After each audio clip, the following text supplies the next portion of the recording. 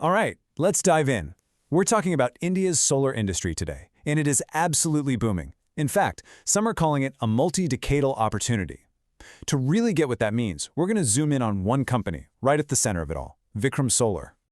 You don't hear phrases like multi-decadal opportunity thrown around by financial analysts every day. That's not just a buzzword, it points to a massive long-term shift. We're not talking about some quick trend here, but a really deep foundational change in India's economy that's unfolding as we speak. And right in the middle of this huge opportunity, analysts are looking at one company in particular and seeing a potential upside of, well, that, 43.36%.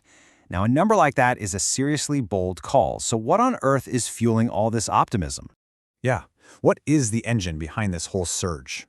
I think the best way to understand it is to look at Vikram Solar's journey. Its story, in a lot of ways, is the story of the entire Indian solar sector, packed with huge changes, incredible potential, and, as you'll see, some pretty major risks. Okay, so every great story needs a main character, right? For us today, it's Vikram Solar. It's not a new company. It was founded way back in 2005, so it's been a player in India's solar scene for a while.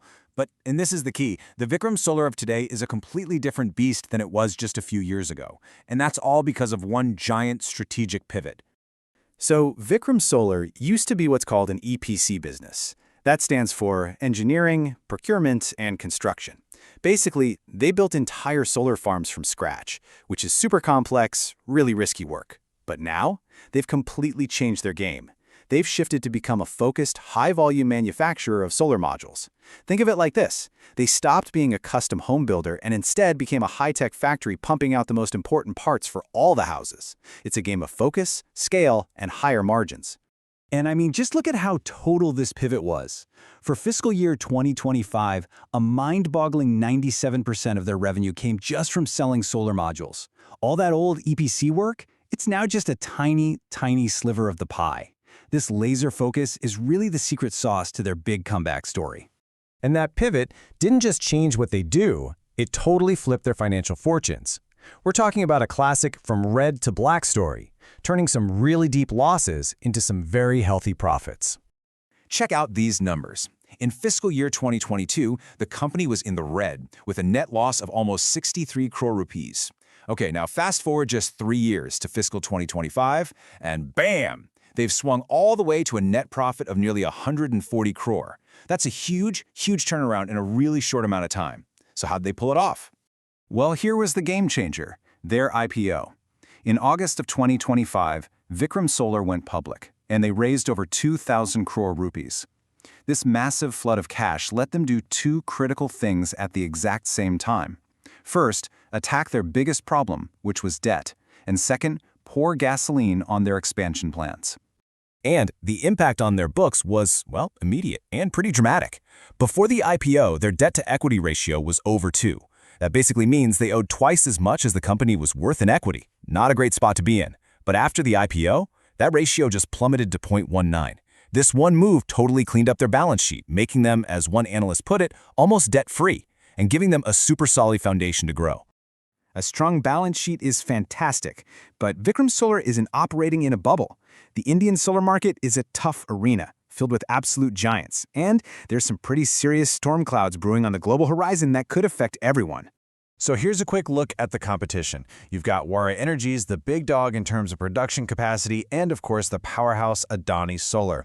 Vikram is a major player, no doubt, but it's squaring off against some heavy hitters.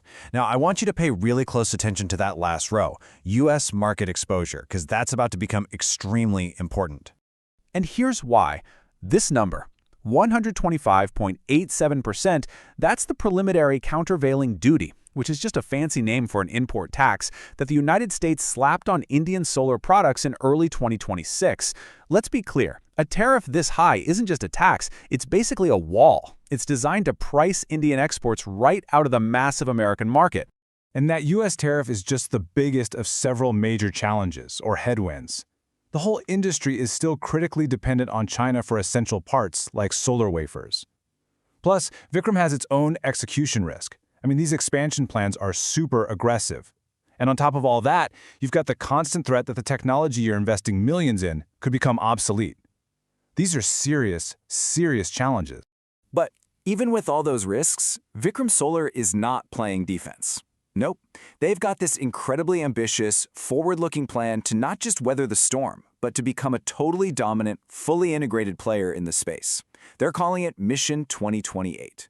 So, the plan really has three main parts. First, a massive push into what's called backward integration, basically making their own solar cells and wafers instead of buying them. Second, they're diversifying into the red-hot battery storage market. And third, the big prize, capturing the entire value chain from the raw inputs all the way to the finished energy solutions. So what exactly is backward integration? It's a simple idea, really. It just means becoming your own supplier. So instead of just assembling the solar panels, Vikram wants to manufacture the super high-tech cells and wafers that go inside them. Why?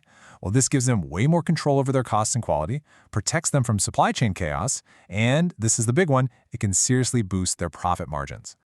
Okay, so we've seen the incredible turnaround, we've looked at the competition, the very real risks, and their ambitious plan for what's next. It really all boils down to this one central tension.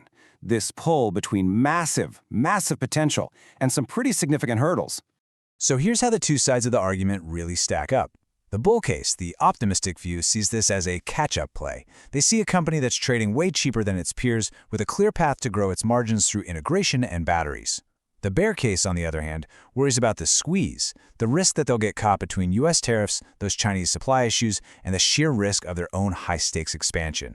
And you know, the entire bull case, the whole catch-up argument, really hangs on this one chart. This shows the valuation gap. Vikram Solar stock trades at a price-to-earnings ratio of around 16. Its main competitors, they average around 47. That is a massive discount. So the bet here is pretty simple. If Vikram can actually pull off its Mission 2028, that huge gap is going to close, and the market will have to reevaluate what the stock is truly worth. Which, of course, brings us to the final question. Is this a genuine breakthrough moment for a company that's about to become a true energy giant? Or is all this optimism just a bubble, waiting to get popped by all these global pressures? For Vikram Solar, and really for the entire Indian solar industry, the next few years are going to be absolutely critical in figuring out which way this story goes.